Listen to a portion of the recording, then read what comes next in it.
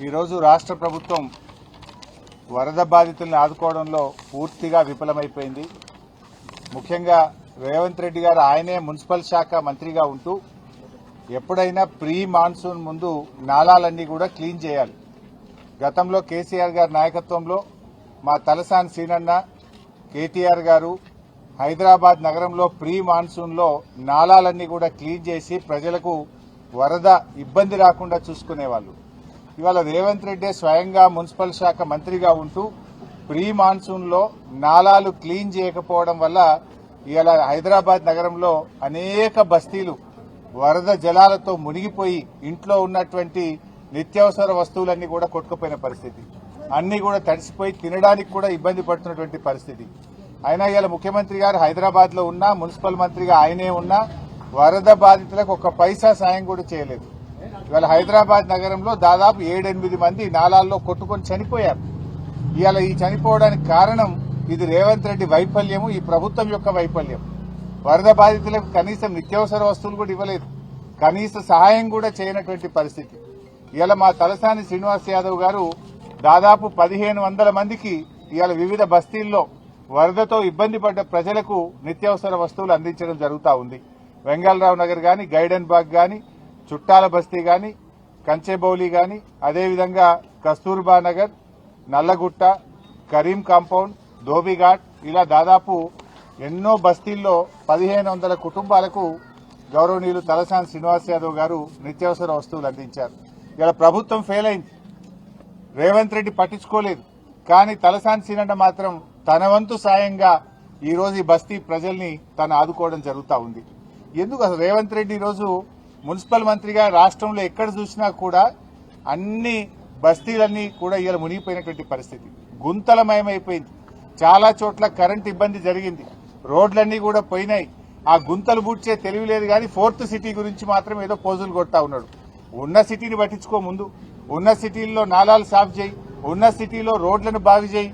ఇది ఇడిచిపెట్టి కాంట్రాక్టర్ల కోసం 4th సిటీ అని 6 లైన్ రోడ్లు వేసుకుంటే చేరినాడు. ఇవాళ ప్రజల గురించి నువ్వు పట్టించుకున్న పాపాన పోలేదు. రేవంత్ రెడ్డి ఇవాళ పూర్తిగా బరి తెగించాడు.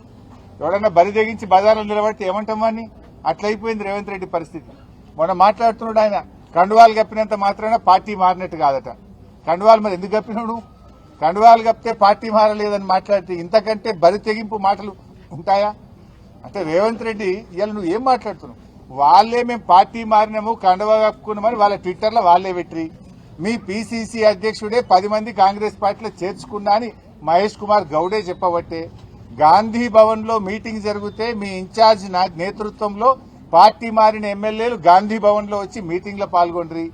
పార్టీ మారిన ఎమ్మెల్యేలు Congress legislature party meeting CLP meeting కు కూడా వాళ్ళు హాజరయ్యి, నువ్వు వాళ్ళని తీసుకుపోయి ఢిల్లీలో ఏఐసీసీ కార్యాలయంలో రాహుల్ గాంధీకి కూడా కల్పిస్తవి.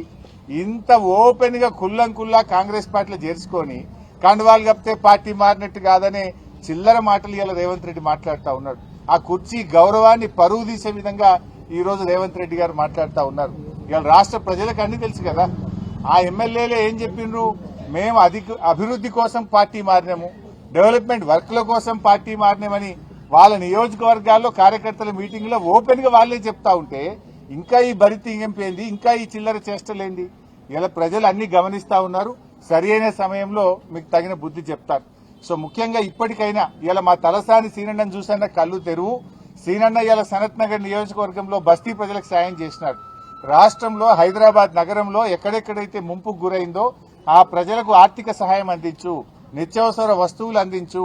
ఇప్పటికైనా నాలాలన్నీ కూడా మరి డీసిల్టింగ్ ప్రక్రియ వెంటనే ప్రారంభించండి. ఇలా హైదరాబాద్ లో వీధి దీపాలు వెలుగుతలేవు చాలా చోట్ల. ఆ వీధి దీపాలు వెంటనే వెలిగేటట్టు, పండగ వచ్చింది, బతుకమ్మ పండుగ వచ్చింది, ఆ పండగ పూట కనీసం వీధి దీపాలన్నీ వెలిగేటట్టు చూడు.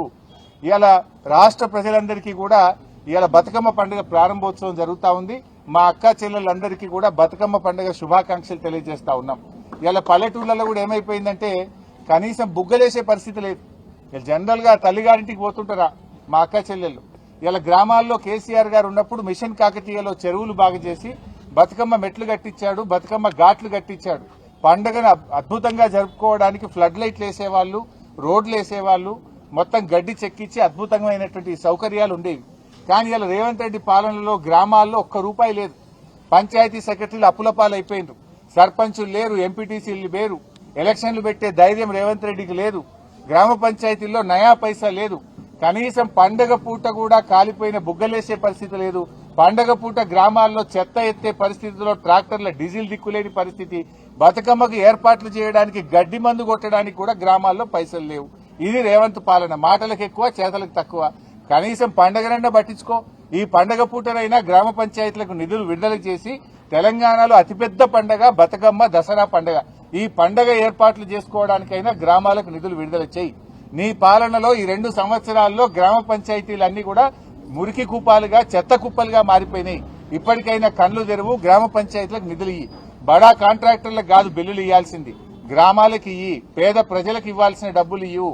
గ్రామాల్లో వరదల్లో మునిగిపోయిన పంట పొలాలకు సహాయం చెయ్యి. వరదల్లో మునిగిపోయిన పేద ప్రజలకు నిత్యావసర వస్తువులు అందించు. వారికి ఆర్థిక సాయం అందించాలని చెప్పి మేము డిమాండ్ చేస్తున్నాం.